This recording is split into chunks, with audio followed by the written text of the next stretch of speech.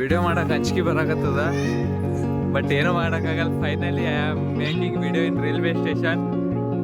ಖಾಂಡ್ವಾದಾಗ ಇಳಿಸಿ ನೆಕ್ಸ್ಟ್ ಬೆಂಗಳೂರಿಂದ KK ಎಕ್ಸ್ಪ್ರೆಸ್ಸಿಗೆ ಬಂದು ಖಾಂಡ್ವಾ ಜಂಕ್ಷನ್ದಾಗ ಇಳಿದ ಮೇಲೆ ನೆಕ್ಸ್ಟ್ ಓಂಕಾರೇಶ್ವರ್ಗೆ ಹೋಗಕ್ಕೆ ಯಾವ ಕಡೆ ಹೋಗ್ಬೇಕಂತ ಹೇಳ್ತೀನಿ ಬರ್ರಿ.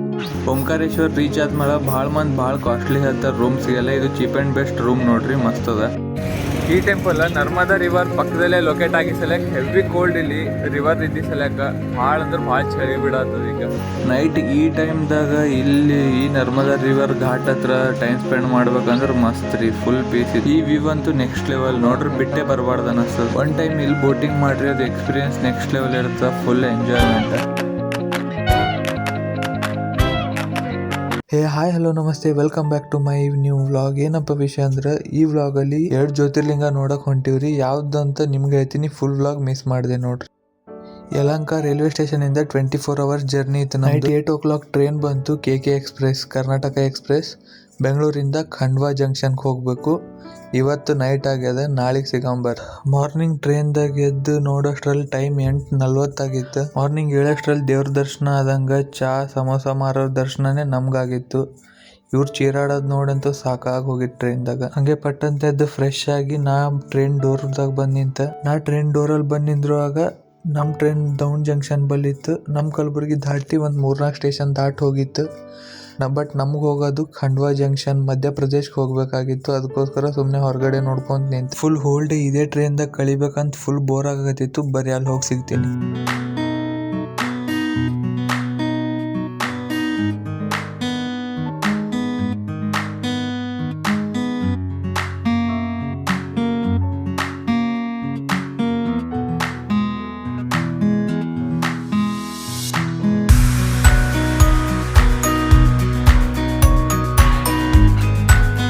ಹೋಲ್ ಡೇ ಟ್ರೈನ್ದಾಗ ಸ್ಪೆಂಡ್ ಮಾಡಿದ್ಮೇಲೆ 7:30ಗೆ ಹಂಗೆ ನಾವು ಬಂದು ಇಳಿದಿದ್ದೆ ಖಂಡ್ವಾ ರೈಲ್ವೆ ಸ್ಟೇಷನ್ಗೆ, ಮಧ್ಯಪ್ರದೇಶ್. ಅಲ್ಲಿಂದ ಓಂಕಾರೇಶ್ವರ್ಗೆ ಹೆಂಗೆ ಹೋಗ್ಬೇಕಂತ ನಾವು ವಿಚಾರ ಮಾಡಕತ್ತಿದ್ವಿ. ಅಲ್ಲಿಂದ ಓಂಕಾರೇಶ್ವರ್ 70 kilometers ದೂರ ಇತ್ತು. ಅಂತೂ ಇಂತೂ ನಮಗೆ ಕರ್ಕೊಂಬಂದು ಟ್ರೈನ್ ಬಿಟ್ಟು ಹೊಂಟುತ್ರಿ. ಖಂಡ್ವಾದಾಗ ನಮಗೆ ಡ್ರಾಪ್ ಮಾಡಿ ಈ KK ಎಕ್ಸ್ಪ್ರೆಸ್ ಡೆಲ್ಲಿಗೆ ಹೋಗ್ತದೆ ಮುಂದೆ.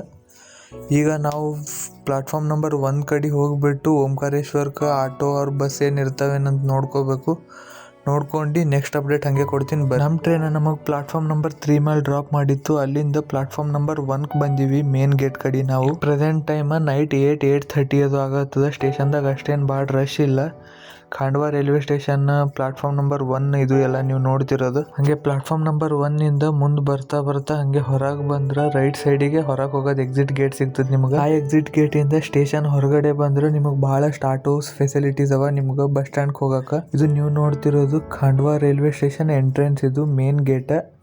ಅದ್ರ ಪಕ್ಕದಲ್ಲಿ ಒಂದು ನ್ಯಾಷನಲ್ ಫ್ಲಾಗ್ ಅದ. ಇಲ್ಲೇ ಎಲ್ಲ ಆಟೋಗಳೆಲ್ಲ ನಿಂತಿರ್ತಾವ ನಿಮಗೆ ನ್ಯೂ ಬಸ್ ಸ್ಟ್ಯಾಂಡ್ ಹೋಗಕ್ಕೆ. ನಾವು ಆಟೋ ಹಿಡ್ಕೊಂಡು ನ್ಯೂ ಬಸ್ ಸ್ಟ್ಯಾಂಡ್ ಕಡೆ ಹೊಂಟಿವಿ. ಯಾಕಪ್ಪ ಅಂದ್ರೆ ಓಂಕಾರೇಶ್ವರ್ಗೆ ಬಸ್ ಅಲ್ಲೇ ಇರ್ತಾವ ಅಂತ ಹೇಳ್ತಾರೆ. ಸಮ್ಟೈಮ್ಸ್ ಇರ್ತಾವ, ಲೇಟ್ ಆದ್ರೆ ಸನಾವಡ್ ಅಂತ ಒಂದು ಊರದ, ಅಲ್ಲಿ ತನನೇ ಬಿಡ್ತಾರೆ. ಅಲ್ಲಿಂದ ಓಂಕಾರೇಶ್ವರ್ ಜಸ್ಟ್ 13 kilometers ಆಗ್ತದೆ. ಅಲ್ಲೆಲ್ಲ ಮತ್ತೆ ಆಟೋ ಫೆಸಿಲಿಟೀಸ್ ಎಲ್ಲ ಇರ್ತಾವಂತ. ಖಾಂಡ್ವಾಲ್ ಜಂಕ್ಷನ್ ರೈಲ್ವೆ ಸ್ಟೇಷನ್ ಇಂದ ಬಸ್ ಸ್ಟ್ಯಾಂಡಿಗೆ ತಂದು ಬಿಡಕ್ಕೆ ಜಸ್ಟ್ 20 rupees ತಗೊಂಡ್ರು. ನಾ ಈಗ ಬಸ್ನಾಗ ಕೂತೀನಿ. ಇದು ಎಲ್ಲಿವರೆಗೂ ಹೋಗ್ತದಪ್ಪ ಅಂದ್ರೆ ಸನಾವಡ್ ಅನ್ನೋ ಒಂದು ಊರು ತನ ಹೋಗ್ತದೆ. ಸನಾವಡ್ಲಿಂದ ಆಟೋ ಹಿಡ್ಕೊಂಡು ಓಂಕಾರೇಶ್ವರ್ ಕಡೆ ಹೊಂಟಿವಿ. ಪರ್ ಪರ್ಸನ್ 50 rupees ಚಾರ್ಜ್ ಮಾಡಿದ್ರು ಅವರು. ಸನಾವಡ್ ಟು ಓಂಕಾರೇಶ್ವರ್ 13 kilometers ಜರ್ನಿ ಅದ. ಫೈನಲಿ ಬಂದು ಓಂಕಾರೇಶ್ವರ್ ರೀಚ್ ಆದ್ವಿ. ನೈಟ್ 9:30 ಅದು ಆಗತ್ತಿತ್ತು. ಇದೆಲ್ಲ ಘಾಟ್ ಸೆಕ್ಷನ್.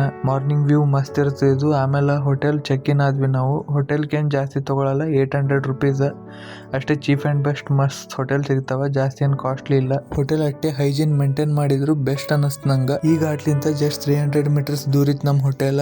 ರಾತ್ರಿ ನಿದ್ದೆ ಬರ್ಲಾಗಿತ್ತು, ಅದಕ್ಕೋಸ್ಕರ ಇಲ್ಲಿ ಬಂದ. ಇಲ್ಲಿ ಎದುರು ಕಾಣೋದೆಲ್ಲ ನರ್ಮದಾ ರಿವರ್. ಫುಲ್ ಪೀಸ್, ಒಬ್ರು ಯಾರು ಇರಲ್ಲ ನೈಟ್ ಟೈಮಲ್ಲಿ ಇಲ್ಲಿ. ಬಟ್ ನರ್ಮದಾ ರಿವರ್ ಇದ್ದ ಸಲಕ ಚಳಿ ಜಾಸ್ತಿ ಇಲ್ಲಿ. ರಾತ್ರಿ 11:30 ಆಗತ್ತಿತ್ತು. ಮಾರ್ನಿಂಗ್ ಜಲ್ದಿ ಹೇಳೋದಿತ್ತು, ನಾ ಹೋಗಿ ಮಲ್ಕೊಂಡ್ಬಿಟ್ಟೆ. Good morning guys from Omkareshwar. ಈಗ ಟೈಮ್ 5:44. ಜಸ್ಟ್ ಸ್ನಾನ ಆಯಿತು. ಫುಲ್ ಕ್ಲೌಡ್ ಅದ ಇಲ್ಲಿ, full cold climate. 10 degrees Celsius cold ಅದ. ಈಗ ದರ್ಶನಕ್ಕೆ ಹೋಗ್ಬೇಕು, ಎಲ್ಲ ರೆಡಿ ಆಗಿದ್ದೀನಿ. ಓಕೆ, ದರ್ಶನಕ್ಕೆ ಹೋಗಿ ಸಿಗ್ತೀನಿ. ಈ ಟೆಂಪಲ್ ನರ್ಮದಾ ರಿವರ್ ಪಕ್ಕದಲ್ಲೇ ಲೊಕೇಟ್ ಆಗಿ ಸಲಕ್ ಹೆವಿ ಕೋಲ್ಡ್ ಇಲ್ಲಿ ರಿವರ್ ಇದ್ದಿ ಸಲಕ ಭಾಳ ಅಂದ್ರೆ ಭಾಳ ಚಳಿ ಬಿಡತ್ತದ. ಈಗ ಪೂಜಾ ಸಾಮಾನುಗಳೆಲ್ಲ ತಗೊಂಡು ನಾವು ಓಂಕಾರೇಶ್ವರ ದರ್ಶನ ಮಾಡಕ್ಕೆ ಹೊಂಟಿವ್ರಿ. ಬರ್ರಿ ನಿಮಗೂ ತೋರಿಸ್ತೀನಂತ. ಆ ನರ್ಮದಾ ರಿವರ್ ನಿನ್ನೆ ತೋರಿಸಿದ್ದಲ್ಲ, ಅದು ದಾಟ್ಕೊಂಡು ಆ ಸೈಡ್ ಹೋಗ್ಬೇಕು. ಒಂದು ಐಲ್ಯಾಂಡ್ದಾಗ ಓಂಕಾರೇಶ್ವರ ಟೆಂಪಲ್ ಲೊಕೇಟ್ ಆಗ್ಯದ. ಈ ಸೈಡ್ ಇರೋದು ಊರದ, ಆ ಸೈಡ್ ಐಲ್ಯಾಂಡ್ ಅದ, ಅಲ್ಲಿ ಓಂಕಾರೇಶ್ವರ ಟೆಂಪಲ್ ಅದ ರಿಯಲ್ ಇದ್ದಿದ್ದು. ಇದೆಲ್ಲ ಇದು ಬ್ರಿಡ್ಜ್ ಅದ, ಈ ಬ್ರಿಡ್ಜಿನ ಮೇಲಿನ ವ್ಯೂ ನಿಮಗೆ ತೋರ್ಸತ್ತಿದ್ದು ನಾನು. ಆ ಐಲ್ಯಾಂಡ ಮತ್ತು ಈ ಊರು ಎರಡಕ್ಕೂ ಕನೆಕ್ಟ್ ಆಗಕ್ಕೆ ಈ ಥರ ಒಂದು ಕೇಬಲ್ ಬ್ರಿಡ್ಜ್ ಕನ್ಸ್ಟ್ರಕ್ಟ್ ಮಾಡ್ರೆ ಈ ಬ್ರಿಡ್ಜ್ ಥ್ರೂನೇ ಆ ಸೈಡ್ ಹೋಗ್ಬೇಕು, ಆ ಐಲ್ಯಾಂಡ್ಗೆ ಓಂಕಾರೇಶ್ವರ ದರ್ಶನ ಮಾಡಕ್ಕೆ. ಒಂದು 300 to 400 ಮೀಟರ್ಸ್ ಲಾಂಗ್ ಬ್ರಿಡ್ಜ್ ಅದ. ಏನಿದು ನಡಿಬೇಕಂದ್ರೆ ಒಂಥರ ತೆಳಗೆ ನೋಡಿದ್ರೆ ಅಂಜಿಕೆ ಬರ್ತದೆ. ಕೆಳಗೆ ಫುಲ್ ಎಲ್ಲ ನೀರು, ಮ್ಯಾಲೆ ಬ್ರಿಡ್ಜ್ ಅದ, ಕೇಬಲ್ ಬ್ರಿಡ್ಜ್. ಭಾಳ ಜನ ಆದ್ರೆ ಸ್ವಲ್ಪ ಅಳಗಾಡ್ದಂಗೆ ಆಗ್ತದೆ, ಒಂಥರ ಅಂಜಿಕೆ ಬಂದಂಗೆ ಆಗ್ತದೆ. ಅದು ಆದಮೇಲೆ ನೆಕ್ಸ್ಟ್ ಇದು ಎಂಟ್ರೆನ್ಸ್ ಓಂಕಾರೇಶ್ವರನ ಟೆಂಪಲ್ಗೆ. ಕ್ಯೂ ಇದೆಲ್ಲ ಬ್ರಿಡ್ಜ್ ಆ ಸೈಡ್ ಅದ ನೋಡ್ರಿ, ಅಲ್ಲಿ ಕೆಳಗೆ ಕಾಣೋದೆಲ್ಲ ನರ್ಮದಾ ರಿವರ್.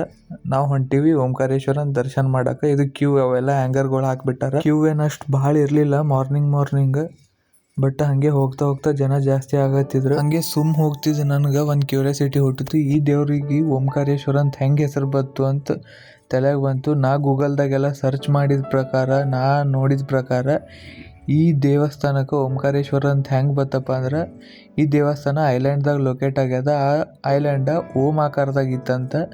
ಹಿಂದಿಂದೆಲ್ಲ ನಮ್ಮ ಪೂರ್ವಜರು ಪುರಾಣಗಳೆಲ್ಲ ಹೇಳೋ ಪ್ರಕಾರ ಈ 12 ಜ್ಯೋತಿರ್ಲಿಂಗಗಳಲ್ಲಿ ಒಂದಾದ ಓಂಕಾರೇಶ್ವರ ಇಲ್ಲಿ ಹೆಂಗೆ ಉದ್ಭವವಾಯಿತು, ಇಲ್ಲಿ ಹೆಂಗೆ ನೆಲೆಸ್ತಪ್ಪ ಅಂದ್ರೆ, ಈ 12 ಜ್ಯೋತಿರ್ಲಿಂಗಗಳು ಶಿವನ ರೂಪ ಅಂತ ಭಾವಿಸ್ತಾರೆ. ನಮ್ಮ ಪುರಾತನ ಕಾಲದಾಗ ದೆವ್ವ ಮತ್ತು ದೇವರ ನಡು ಒಂದು ಜಗಳ ಆಗಿತ್ತಂತ. ಆ ಜಗಳದಾಗ ದೆವ್ವಗಳ ಶಕ್ತಿ ಜಾಸ್ತಿ ಆಗಿ ದೇವ್ರ ಮೇಲೆ ದಂಗೆ ಎದ್ದಾಗ ದೇವ್ರುಗಳೆಲ್ಲ ಪೂಜಿಸಿ ಶಿವ ಕರೆಸ್ಕೋತಾರೆ ಅವ್ರು ಉಳಿಸಾಕ. ಶಿವ ಆ ಎಲ್ಲ ದೇವರ ಪರವಾಗಿ ಬಂದು ನಿಂತು ಆ ಯುದ್ಧ ಗೆದ್ದು ಇಲ್ಲೇ ನೆಲೆಸ್ಬಿಡ್ತಾನಂತ ಓಂಕಾರೇಶ್ವರದಾಗ. ಆ ಓಂ ಆಕಾರದ ಐಲ್ಯಾಂಡ್ ಇದ್ದ ಸಲಕ ಆ ಶಿವನ ಮೂರ್ತಿಗೆ ಓಂಕಾರೇಶ್ವರ ಅನ್ನೋ ಹೆಸರು ಬರ್ತಂತ ಹಿಂದಕ್ಕಿನ ಹಳೆಯ ಪುರಾಣಗಳದಾಗ ಉಲ್ಲೇಖನೆ ಮಾಡಲಾಗ್ಯದ. ಅಲ್ಲಿ ನೆಕ್ಸ್ಟ್ 1-2 hours ಎಲ್ಲ ಕ್ಯೂ ನಿಂತ ಮೇಲೆ ಕೊನೆಗೂ ನಾವು ಗರ್ಭಗುಡಿ ಎದುರುಗಡೆ ಬಂದ್ವಿ. ಕ್ಯೂ ನಿಂತು ಮುಂಜಾನೆ 6 ಗಂಟೆ ಕ್ಯೂ ನಿಂತಿದ್ವಿ. 8-8:30 ಸುಮಾರೆಲ್ಲ ನಮ್ಮ ದರ್ಶನ ಆಯಿತು. ದರ್ಶನ ತೊಗೊಂಡು ನಾವು ಹೊರಗೆ ಬಂದ್ವಿ ನೋಡ್ರಿ. ಒಳಗೆ ಮೊಬೈಲ್ ಅಲೋ ಇರಲಿಲ್ಲ, ಅದಕ್ಕೋಸ್ಕರ ವಿಡಿಯೋ ಏನು ತೊಗೊಂಡಿಲ್ಲ. ಮಾರ್ನಿಂಗ್ ಗುಡಿ ಒಳಗೆ ಹೋಗೋ ಟೈಮಿಗೆ ಏನಿರಲಿಲ್ಲ, ಫುಲ್ ಕತ್ತಲಿತ್ತು. ಇನ್ನೂ ಸೂರ್ಯೋದಯ ಭೀ ಆಗಿರಲಿಲ್ಲ.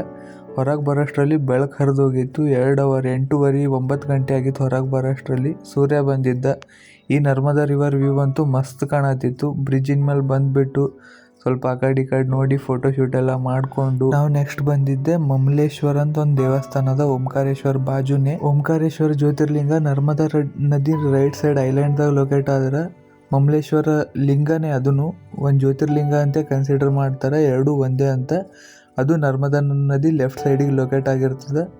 ಇಲ್ಲಿದು ನಂಬಿಕೆ ಏನಪ್ಪ ಅಂದ್ರೆ, ಓಂಕಾರೇಶ್ವರ ಲಿಂಗಕ್ಕೆ ಶನ್ ಮಾಡಿ ಹೋದ್ರೆ ಮಮಲೇಶ್ವರ ಲಿಂಗಕ್ಕೂ ಶನ್ ಮಾಡಿದ್ರೆ ನಮ್ಮ ಭಕ್ತಿ ಕಂಪ್ಲೀಟ್ ಆಗ್ತದೆ, ನಮ್ಮದು ಈ ಜರ್ನಿ ಕಂಪ್ಲೀಟ್ ಆಗ್ತದೆ ಅಂತ ಭಾವಿಸ್ತಾರೆ. ಹಾಗಾಗಿ ನಾವು ಓಂಕಾರೇಶ್ವರ ದರ್ಶನ ಮಾಡಿಕೊಂಡು ನಾವು ನೆಕ್ಸ್ಟ್ ಬಂದಿದ್ದೆ ಈ ಬ್ರಿಡ್ಜ್ ದಾಟ್ಕೊಂಡು ಮತ್ತು ಊರಲ್ಲಿ ಬಂದ್ವಿ ಮಮಲೇಶ್ವರ ಜ್ಯೋತಿರ್ಲಿಂಗ ನೋಡಕ್ಕೆ. ಯಾರೇ ಇಲ್ಲಿ ಬಂದು ಓಂಕಾರೇಶ್ವರ ಲಿಂಗದ ದರ್ಶನ ತಗೋತೀರಿ ಅವ್ರು ಮಮಲೇಶ್ವರಕ್ಕೆ ದರ್ಶನ ತಗೊಳ್ಳೇಬೇಕಂತ. ಓಂಕಾರೇಶ್ವರ ಜ್ಯೋತಿರ್ಲಿಂಗ ದರ್ಶನ ಮುಗಿಸಿದ ಮೇಲೆ ನಾವು ನೆಕ್ಸ್ಟ್ ಬಂದಿದ್ದೆ ಮಮಲೇಶ್ವರ. ಅಂದ್ರೆ ಇದಕ್ಕೆ ಅಮಲೇಶ್ವರ ಅಂತೂ ಕರೀತಾರೆ. ರೈಮಿಂಗ್ ವರ್ಡ್ ಏನು ಮಸ್ತ್ ಅದಲ್ಲ, ಮಮಲೇಶ್ವರ ಅಮಲೇಶ್ವರ.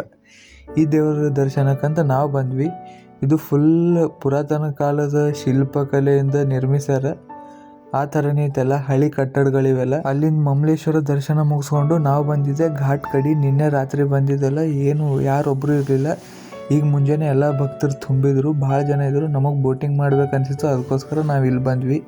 ಅಲ್ಲಿ ಎದುರು ಕಾಣೋದೇ ಓಂಕಾರೇಶ್ವರ ದೇವಸ್ಥಾನ. ಇದು ಎಲ್ಲ ನಾವು ಮಾರ್ನಿಂಗ್ ಹೋಗಿದ್ವಲ್ಲ, ಇದು ಐಲ್ಯಾಂಡ್.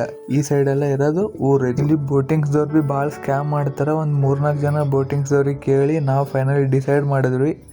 ಪರ್ ಪರ್ಸನ್ 150 rupees ತೊಗೊಂಡ್ರಿ ಇಲ್ಲಿ ಬೋಟಿಂಗ್ ಮಾಡೋಕೆ. ನಡ್ರಿ ನಾವಂತೂ ಈಗ ಹೊಂಟಿವಿ, ನಿಮಗಂತೂ ತೋರಿಸ್ತೀವಿ. ಚಲೋ ಬೋಟಿಂಗ್ ಸಲಕ ಸೇಫ್ಟಿ ಜಾಕೆಟ್ ಹಾಕಿಸ್ಕೊಂಡು ನಾವು ರೆಡಿ ಆದ್ವಿ ಬೋಟಿಂಗ್ ಮಾಡೋಕೆ. ಬರ್ರಿ ನೋಡೋಣ.